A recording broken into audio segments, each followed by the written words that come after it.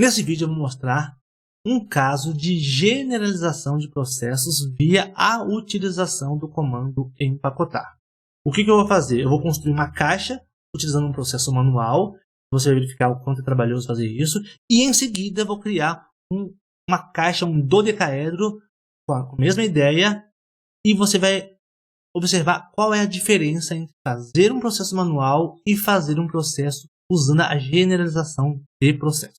Okay? Então, eu estou aqui com o GeoGebra aberto, então eu remeto você aqui para a minha tela toda. A primeira coisa que eu vou fazer aqui então é clicar na generalização, clicar em controle deslizante e clicar aqui para construir um controle deslizante que eu vou nomeá-lo de P. O mínimo dele será 0, o máximo 1 e aqui para ficar mais sensível vou colocar 0.1. Clico OK, aqui está o meu controle deslizante que vai de 0 até 1. Vou aqui ocultar os meus eixos, né? Então clico na ferramenta mover janela e oculto os eixos. Feito isso, agora eu vou construir um cubo aqui na janela de visualização 3D. Para isso eu vou digitar o seguinte, ó, cubo, abro e fecho o parênteses do comando cubo e vou colocar aqui dois pontos âncoras. Um vai ser o ponto 00 e o outro vai ser o ponto 10. Aí você pode perguntar, mas deveria ser em 3 dimensões? O GeoGebra processa internamente de forma correta que o 00, x igual a 0, y igual a 0, e x igual a 1, y igual a 0, ele obtém esses pontos aqui no plano XY e constrói o cubo. Eu não vou confirmar a construção, eu vou apenas selecionar tudo e Ctrl X aqui no teclado para jogar na memória este comando. Agora eu vou utilizar o comando planificação, seleciono o comando planificação e aqui no primeiro parâmetro, que é o poliedro que se deseja planificar, eu dou um Ctrl V e colo aquele meu cubo. Então, eu tenho um cubo dentro do comando planificação. É um aninhamento de comandos. Teclo Tab e digito aqui P. O GeoGebra, então, já mostra ali, né? Ó, mostra aqui uma pré-construção. É o que eu queria. Teclo Enter, confirmo. Teclo ESC e aqui com o botão direito em planificação, propriedades. Vai abrir a caixa de propriedades. Na cor aqui eu vou selecionar preto. Na transparência aqui eu vou colocar 0 para ficar as faces completamente transparentes. Em estilo eu vou colocar a espessura aqui em 2. Ok, fecha as propriedades. Aqui então eu vou ocultar os meus eixos. Né? Então tem aqui ó, com os pontos. Agora eu posso fazer o seguinte. Deixar aqui em 0 montado. Né? Aqui é o molde. Agora completamente planificado. Aumento o meu zoom aqui e eu vou colocar pontos nos lados das faces para obter 3 pontos. Mas por que para obter 3 pontos? Porque, olha, se eu clicar aqui em círculo, eu tenho um círculo definido por 3 pontos. Como 3 pontos definem um plano, então quer dizer que se esses pontos acompanharem as faces e eu desenhar um círculo por esses 3 pontos, esses círculos sempre acompanham as faces. Então o que eu vou fazer? Eu vou clicar aqui na ferramenta e eu posso pegar ponto ou ponto médio. Vou pegar ponto aqui, ó. Eu clicando sobre, né, ó, os lados, ó, eu tenho pontos sobre os lados, ó. Então eu tenho aqui, ó, 3 pontos em cada face do meu cubo. Então esse é um processo manual de fazer a coisa, né, ó. Então tem aqui. Agora eu tenho que colocar um ponto aqui, outro ponto aqui, outro ponto aqui, outro ponto aqui e outro ponto aqui. Teclo ESC. O que eu vou fazer? Eu vou verificar, ó, se eu mexer aqui no P, ó, nota que na visualização 3D os pontos acompanham os lados, então estão presos aos lados. Então agora basta eu desenhar ou construir os meus círculos definidos por 3 pontos. Então clico no ponto E, F1, G1, H1, I1, né? I1, J1, K1, O1, N1, P1, K1, L1, M1 e aqui Q1, R1, J1. Estão aí os meus círculos. Clico no ponto aqui na categoria pontos, botão direito, clico em exibir objetos. Os pontos são todos ocultados. Agora eu vou clicar aqui em cônica e vou na janela de visualização aqui, né? Eu vou mudar de cor. Vou colocar aqui, ó, um vermelho e vou alterar aqui a transparência, ó, só para aparecer melhor.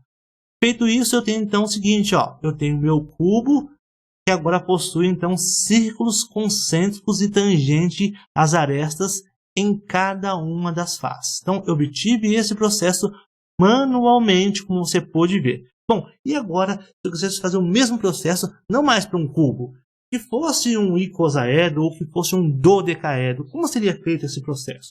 Bom, vamos fazer o seguinte. Vamos então clicar aqui em A, deletar o A, aqui nos pontos, vou deletar todos os pontos e somente com o meu controle aqui, ó, deslizante P. Vou fazer o seguinte, ó, vou digitar aqui, ó, dodecaedro e vou digitar aqui ancorado em 0, 0, que é o primeiro ponto, e ancorado em 1, 0, que é o segundo ponto. Já apareceu uma pré-construção ali. Então, o que eu vou fazer? Eu vou pressionar Ctrl X, vou digitar planificação, agora eu tenho lá poliedro, é o dodecaedro, Ctrl V. O número é P, que está aqui. Já então, ó, apareceu uma pré-construção aqui. Ok, é isso que eu queria, tecla Enter. Tá lá. Bom, agora então, eu não vou mais fazer o processo que eu fiz anteriormente. Eu vou fazer um processo que eu vou encontrar o centro, né, de cada uma das faces. E depois de encontrar o centro de cada uma das faces, eu vou encontrar um raio de uma das faces, né? Ou seja, do centro até um ponto aqui. E vou encontrar vetores perpendiculares às faces. Por quê? Se você digitar o comando círculo aqui, ó, círculo tem várias sintaxes. Uma delas, que é essa que eu vou usar aqui, ó, diz o seguinte: círculo, ponto, que é o centro, o raio do círculo e a direção. Quem é a direção? A direção é um vetor perpendicular a esse círculo. Esse comando aqui é para construir círculos na janela de visualização 3D. Então você precisa desses três elementos. Na 2D você não precisa. Precisa de ponto e raio. Aqui você precisa então de ponto, raio e direção. Nós vamos utilizar este comando. Então vou deletar esse comando e vou começar a trabalhar então para obter esses elementos em cada um dos meus pentágonos que compõem o meu dodecaedro. Mas primeira coisa, eu vou aqui na categoria ponto, botão direito e exibir objeto. Oculto todos os pontos e diminuo aqui a minha categoria. Aí você pode me perguntar, mas os meus objetos não ficam organizados assim em categorias, Sérgio? Se você clicar aqui em janela e álgebra e clicar aqui, você pode clicar em ordenar por tipo de objeto, pronto. Os seus objetos passam a estar organizados pela categoria tipo de objeto. Agora então eu pego o quê? Pego o pentágono e arrasto a categoria toda para onde? Para a entrada. Feito isso, ó, eu obtenho uma lista com todas as minhas faces. Aí escreva aqui faces igual. O que é o faces igual? É o nome da minha lista com todas as faces que são pentágonos. Teclo Enter e obtive aqui uma lista de faces. Agora o que eu vou fazer? Primeira coisa, eu vou obter o centro de cada uma dessas faces. Então, eu vou utilizar um comando que passa por todas as faces da lista face. E esse comando é o comando empacotar. Então eu vou escrever aqui, ó, centros igual. E vou usar o comando empacotar. Empacotar tem essa sintaxe aqui, ó. Ele tem uma expressão, ele tem uma variável correspondente a uma lista. Depois ele tem uma outra variável correspondente a uma outra lista. Você pode pôr quantas listas e variáveis que você quer. Só que as listas devem ser do mesmo tamanho. E se não for do mesmo tamanho, ele vai tomar o tamanho ainda menor como referência. Bom, então, vamos lá. Quem vai ser a expressão? A expressão vai ser calcular o centro de gravidade de cada polígono. E o centro do polígono. Então, põe lá. Centro de gravidade do polígono. Mas quem é o polígono? Aqui entra a minha variável. O meu polígono é um polígono que?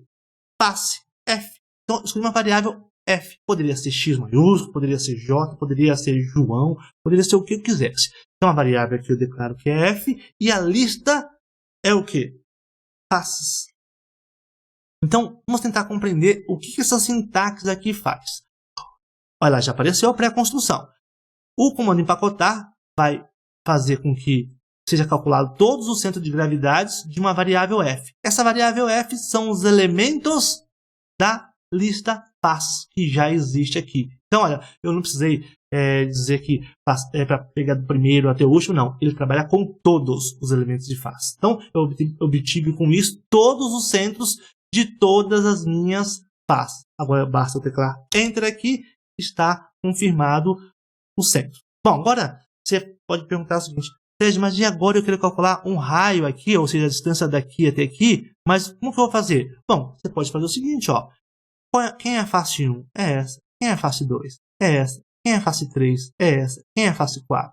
É essa. A 5 é essa. E a 6? Essa. Essa que nos interessa. Por quê? Ó, porque ela está bem aqui, ó. Ó, a distância daqui até aqui é o raio. Eu vou até aumentar aqui, ó. A distância daqui até o eixo X é o raio.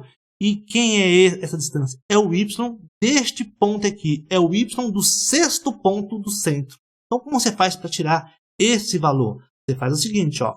Você chama de R minúsculo é igual ao Y de quem? Qual lista que esse Y pertence? Pertence à lista centro. Centros de ordem que? 6. Então, olha, o centro de ordem 6 vai pegar um ponto que está nessa lista aqui. E você der o comando Y dele, você vai tirar o Y dele. E esse Y dele é o raio do círculo inscrito. Teclo Enter, olha aqui, este é o raio que a gente quer.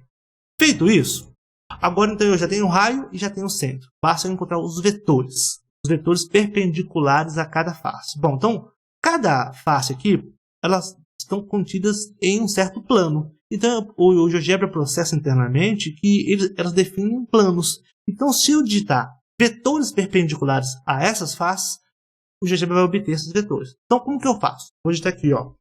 Vetores igual ao quê? A empacotar. De novo o comando empacotar. Empacotar, qual vai ser a expressão? Vetores ou vetor perpendicular. Aí, vetor perpendicular, na sintaxe dele aparece, ó, vetor perpendicular a um plano. Então, vetor perpendicular a um plano. Que plano? O plano F. Mas quem é F? A F é uma variável. E essa variável está onde? Em faces. Feito isso, ó, eu vou deletar o restante, que eu não vou utilizar outras listas. E já vai aparecer lá, então, os vetores pré-construídos aqui. Então, quer dizer que o meu comando alinhado dessa forma foi executado corretamente. Teclo Enter e lá estão os meus vetores. Então, eu tenho agora o quê? Eu tenho os centros, eu tenho os vetores e eu tenho o raio. Agora basta usar de novo o comando empacotar, só que agora de forma mais complexa, e eu vou obter então todos os meus círculos. Então, antes disso, eu vou fazer o seguinte, ó. Eu vou clicar aqui em planificação e vou acessar aqui, então, que seja preto e a transparência aqui seja o quê? Seja 0. E aqui na espessura do fio eu vou deixar bem fino o fio e agora então já está aqui conforme eu queria. Agora o que eu vou fazer? Eu vou usar o comando empacotar e obter todos os 12 círculos. Então vou chamar aqui a lista de círculos, sem acento mesmo, e vou usar aqui, ó, empacotar. Empacotar, qual vai ser a expressão? Aí eu quero que você obtenha então círculos por ponto, raio e direção. Quem é o ponto? É um C de centro. Quem é o raio? É aquele R que eu calculei. E quem é a direção? É um V de vetor. Então eu tenho aqui 3 letras. C, R e V. O R já notou que ficou um pouco azulzinho? Não sei se dá para ver no vídeo aí. Porque o R está se referindo a este número aqui. E o C e o V estão em cinza porque ainda não está sendo reconhecido. Então o C é uma variável da lista centros. E o V é uma variável da lista o quê? Vetores. Aí, ao fazer isso, a gente espera que dê certo, retorne corretamente. Mas não retornou. Por quê? Porque eu preciso deletar esse restante aqui da sintaxe padrão. Ao fazer isso, ó, já obteve ali corretamente. Clico aqui, selecionado os círculos.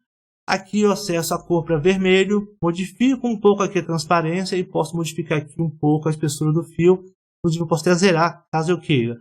Feito isso, ó, eu já tenho então, ó, corretamente aqui os meus círculos presos às faces do meu dodecaedro. Vou ocultar os centros, vou ocultar os vetores, e aí ó, eu tenho aqui ó, todos os círculos presos às faces e tangentes aos lados dos meus pentágonos.